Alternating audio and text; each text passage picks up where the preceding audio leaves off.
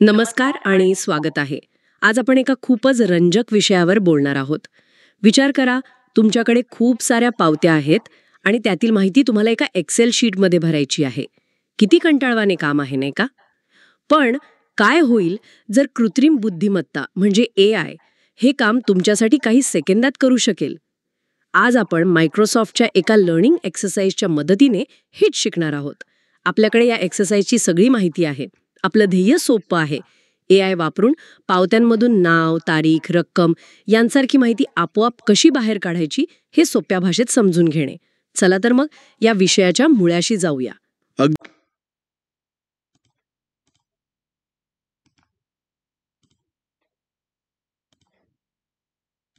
अगदी बरोबर. आणि आज आपण दोन महत्वाच्या तंत्रज्ञानावर बोलणार आहोत. एक आहे ऑप्टिकल कॅरेक्टर रेकग्निशन म्हणजे OCR आणि दुसरं आहे जनरेटिव्ह AI. आता नावांवरून घाबरून जाऊ नका. हे काय आहे आणि ते एकत्र मिळून जादू कशी करतात हे आपण अगदी सोप्या उदाहरणांसह पाहू. उत्तम. तर मग आजच्या चर्चेचे मुख्य मुद्दे काय असतील? सुरुवातीला आपण माहिती काढणे म्हणजे इन्फॉर्मेशन एक्स्ट्रॅक्शन हे नक्की काय आहे आणि ते महत्वाचं का आहे हे समजून घेऊया. बरोबर. त्यानंतर आपण OCR म्हणजे काय ते पाहू. हे तंत्रज्ञान चित्रांमधला मजकूर कसं वाचतं, जणू काही एखादा गुप्तहेर सुगावा शोधतोय. आणि मग आपण बोलू जनरेटिव्ह AIच्या भूमिकेबद्दल, जो फक्त मजकूर वाचत नाही तर त्याचा अर्थही लावतो. म्हणजे कोणता आकडा रक्कम आहे आणि कोणती तारीख आहे हे तो ओळखतो. अगदी. आणि शेवटी आपण प्रत्यक्ष एक्सरसाइज कशी करायची याच्या प्रत्येक पायरीबद्दल सविस्तरपणे बोलू. जसं की कोणती वेबसाईट उघडायची, कोणती फाईल डाउनलोड करायची आणि बटन दाबल्यावर नक्की काय होतं. चला सुरुवात करूया. समजा आपण एका हॉटेलमध्ये जेवायला गेलो आणि आपल्याला एक पावती मिळाली. त्यावर हॉटेलचं नाव, तारीख, पदार्थांची नावं, त्यांची किंमत आणि एकूण रक्कम लिहिलेली असते. ही सगळी माहिती त्या कागदावर अशी विखुरलेली असते. बरोबर. आणि इथेच इन्फॉर्मेशन एक्स्ट्रॅक्शन कामाला येतं.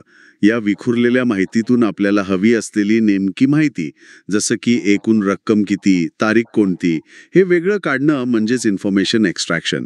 आणि AI हे काम खूप हुशारीने करते. ठीक आहे. तर ही जादू करण्यासाठी आपल्याला 2 मदतनीस लागतात असं तुम्ही म्हणालात. पहिला आहे OCR. हे काय आहे नक्की? OCR म्हणजे ऑप्टिकल कॅरेक्टर रेकग्निशन. सोप्या भाषेत सांगायचं झालं तर हे एक असं तंत्रज्ञान आहे जे चित्रातली अक्षरं आणि अंक ओळखतं. जसं आपण आपल्या मोबाईलने एखाद्या पुस्तकाचा फोटो काढतो आणि त्यातील मजकूर कॉपी पेस्ट करू शकतो ना. हो हो. ते OCR मुळेच शक्य होतं. अगदी. ते फक्त चित्राला पाहतं आणि त्यातील मजकूर टाईप करून देतं. पण त्याला त्या मजकुराचा अर्थ अजिबात कळत नाही. अच्छा. म्हणजे OCR फक्त कच्चा माल देतो.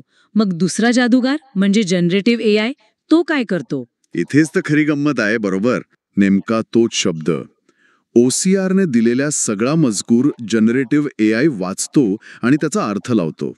तो ओळखतो की रु किंवा डॉलर या चिन्हासमोरील आकडा ही रक्कम आहे किंवा दी समोरील मजकूर ही तारीख आहे.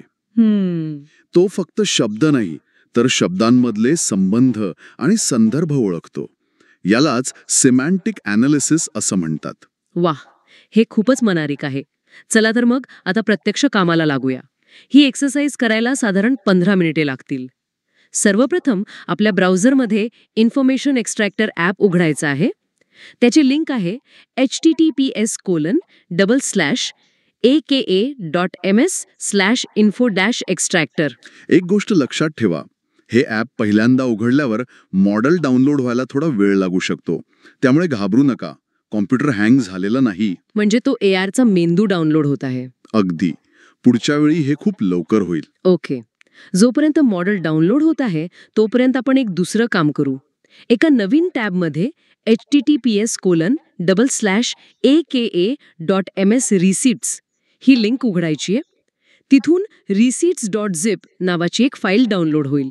ही एक झिप फाईल आहे. तिला अनझिप करा.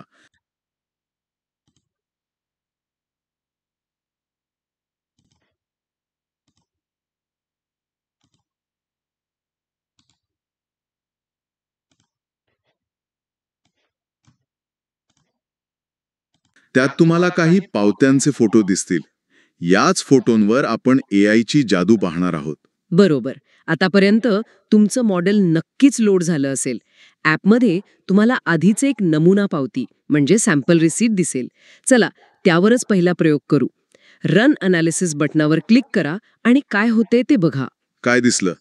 पावतीच्या फोटोवर जिथे जिथे मजकूर आहे तिथे हायलाईट झालं असेल. हे आहे OCRचं काम. अच्छा. आणि उजवीकडे फील्ड्स नावाच्या भागात नाव, तारीख, रक्कम अशी माहिती आपोआप भरलेली दिसेल. हे आहे जनरेटिव्ह AIचं काम. अरे वा. आणि रिझल्ट टॅबमध्ये तुम्हाला OCRने ओळखलेला सगळा कच्चा मजकूर दिसेल. आता खरी मजा. तुम्ही डाउनलोड केलेल्या पावत्यांपैकी कोणताही एक फोटो अपलोड करा आणि पुन्हा रन अनालिसिस करा. बघा AI त्याही पावतीमधील माहिती अचूक ओळखते का? तुम्ही तुमच्या स्वतःच्या एखाद्या पावतीचा फोटो काढूनही वापरू शकता. नक्कीच. तर आपण पाहिलं की AIने पावत्यांमधून माहिती किती सहजपणे काढली. मग ह्या सगळ्याचा अर्थ काय? याचा उपयोग कुठे कुठे होऊ शकतो? याचा अर्थ खूप मोठा आहे. हे फक्त पावत्यांपुरतं मर्यादित नाही. विचार करा, जुनी पुस्तकं, कायदेशीर कागदपत्र, वैद्यकीय अहवाल, हस्तलिखित नोट्स, बापरे. यांसारख्या असंख्य गोष्टींमधून माहिती काढण्यासाठी हे तंत्रज्ञान वापरलं जाऊ शकतं. मायक्रोसॉफ्टच्या Azure AI फाउंड्रीमध्ये कंटेंट अंडरस्टँडिंग नावाची एक सेवा आहे. ती याच तंत्रज्ञानाचं एक व्यावसायिक आणि अधिक शक्तिशाली स्वरूप आहे असं म्हणायला हरकत नाही. अच्छा. ती केवळ कागदपत्रच नाही तर ऑडिओ आणि व्हिडिओ फाईल्सचं विश्लेषण करूनही माहिती काढू शकते. तर आज आपण पाहिलं की AIच्या मदतीने माहिती काढण्याचं कंटाळवाणं काम किती सोपं आणि मनोरंजक होऊ शकतं. आपण OCR आणि जनरेटिव्ह AI या दोन महत्वाच्या संकल्पना अगदी सोप्या पद्धतीने समजून घेतल्या. बरोबर. आणि आपण आज पाहिलं की AI एका संरचित म्हणजे स्ट्रक्चर्ड पावतीमधील माहिती किती चांगल्या प्रकारे ओळखू शकते. हो. पण विचार करा, जेव्हा माहिती अशी सुव्यवस्थित नसेल तेव्हा काय होईल?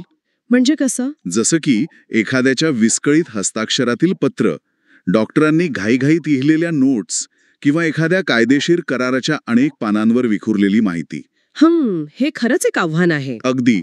AIला केवळ मजकूर नाही तर अव्यवस्थित आणि असंरचित माहितीमधील संदर्भ आणि गर्भित अर्थ समजायला शिकवणं हे या क्षेत्रापुढील पुढचे मोठे आव्हान आहे. आणि एक खूप रंजक प्रवास सुद्धा. यावर नक्की विचार करा.